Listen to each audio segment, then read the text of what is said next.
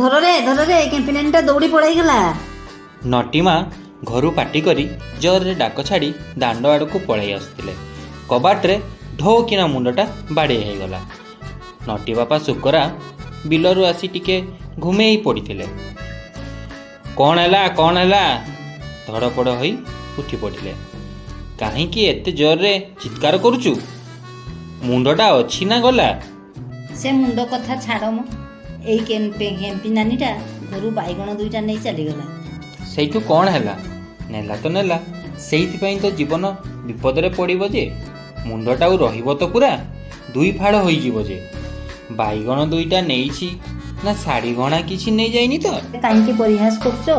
କୋଉ କେତେ ତୋଳା ସୁନା ଆଉ କେତେ ଦାମିକା ଶାଢ଼ୀ ମୋ ପାଇଁ ଆଣିଛ ଯେ? ହଉ ଚାଲ ମୋତେ 2 ଗଣ୍ଡା ପଖାଳ ବାଢ଼ି ଦେବୁ। ସରପଞ୍ଚ ଅନାନୀ ସାହୁ ସେଇ ରାସ୍ତା ଦେଇ ଯାଉଥିଲେ।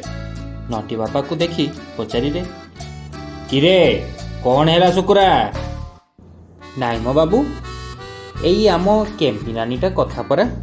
କ'ଣ ପୁଣି ଅସୁବିଧା କଲା ସେ କେମ୍ପିନାନୀ? ନାଇଁ ମ ବାବୁ, ଏଇ ଘରୁ ପରିବା କିଛି ନେଇ ଦୌଡ଼ି ପଳାଇ ଗଲା। ହଁ ସେଇ କଥା ପରା, ସମସ୍ତଙ୍କ ପାଟିରେ ସେଇ ଗୋଟିଏ କଥା। ହେଲେ କେମ୍ପିନାନୀଟା ଚଳିବ ବା କେମିତି?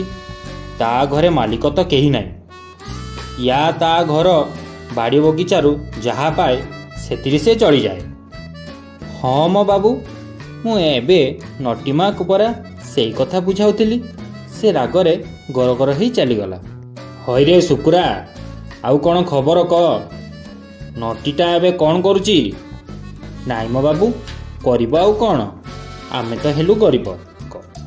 ଅଧା ପାଠ ପଢ଼ି ପିଲାଟା ସହରକୁ ଗଲା।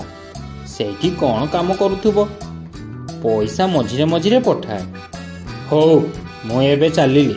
କେମ୍ପିନାନୀ କଥା କ'ଣ କରାଯିବ ମୁଁ ଦେଖୁଛି। ସେହି ସମୟରେ ଯାତ୍ରାପାଟିର ଗାଡ଼ି ଏନାଉନ୍ସ କରି ଗଲା। କିରେ ଶୁକ୍ରା, ଯାତ୍ରା ଦେଖି ଗଲୁଣି କି? ନାଇଁ ମ ବାବୁ, ମୋର ରାତି ପାହିଲେ ବିଲ କାମ, ରାତି ଅଜାଗର। କ'ଣ ମୋ ଦେହକୁ ଯିବ? ତାପରେ ସରପଞ୍ଚ ସେଠାରୁ ଚାଲି ଯାଇଥିଲେ।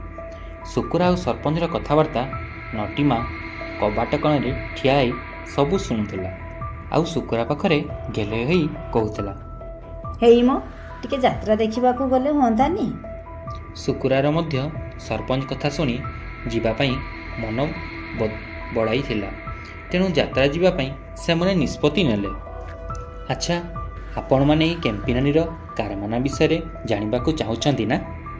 ଏ କେମ୍ପିନାନୀ କିଏ, ତା'ର ପରିଚୟ କ'ଣ, ଏସବୁ ଜାଣିବା ପାଇଁ ପରବର୍ତ୍ତୀ ଏପିସୋଡ଼ ନିଶ୍ଚିତ ଶୁଣନ୍ତୁ। ଆଉ ଆମ ଚ୍ୟାନେଲକୁ ସବସ୍କ୍ରାଇବ୍ କରିବାରୁ ଜମାକୁ ଭୁଲନ୍ତୁ ନାହିଁ। ଭଲ ଲାଗିଲେ ଲାଇକ୍ କରି ସେୟାର ଗୋଟେ କରିଦିଅନ୍ତୁ। ଧନ୍ୟବାଦ।